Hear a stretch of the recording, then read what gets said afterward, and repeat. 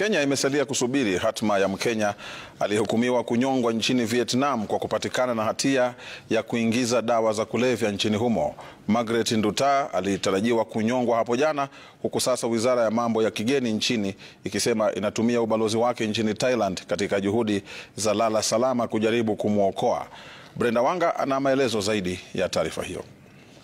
Miezi iligeuka wiki na wiki ikawa siku, na sasa zimesalia saa chache tu kwa Margaret Nduta mwenye umri wa miaka 37 kujua hatma yake. Huenda mama huyo wa mtoto mmoja kasalia na saa chache kabla ya kifo chake iwapo juhudi za lala salama za serikali ya Kenya za kujaribu kumwokoa hazitafua dafu. Nduta alikamatwa mwaka 2023 katika uwanja wa ndege wa Ho Chi Minh nchini Vietnam akidaiwa kuwa mlanguzi wa kilo 2 za dawa za aina ya cocaine. Nduta alishtakiwa na kupatikana na hatia na kisha akahukumiwa kifo. Hatma yake inaendelea kuzua hisia hapa nchini, huku serikali ikiendelea kujaribu kuzungumza na serikali ya Vietnam kusitisha uamuzi huo na kumsafirisha hadi Kenya. Wizara ya Masuala ya Kigeni kupitia kwa katibu wake Korir Sing'oei inasisitiza kwamba inaweka kila juhudi kuzuia hukumu hiyo ya kifo kutekelezwa.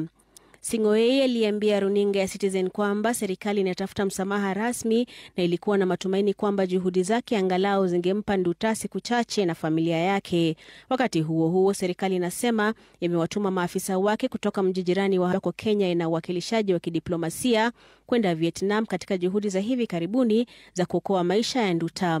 Kosa ambalo Nduta alihukumiwa kifo ni mojawapo ya makosa 22 yanayopewa adhabu hiyo ya kifo. Hukumu ya mauaji, wizi wa kutumia silaha, usafirishaji wa dawa za kulevya, ubakaji, unyanyasaji wa watoto, ufisadi na ulaji rushwa, udanganyifu na ubadhirifu wa mali ya umma, biashara haramu ya chakula na dawa na miongoni mwa makosa mengine huwa na adhabu ya kifo. Vietnam inasalia kuwa mojawapo ya mataifa yenye sheria kali zaidi ya dawa za kulevya.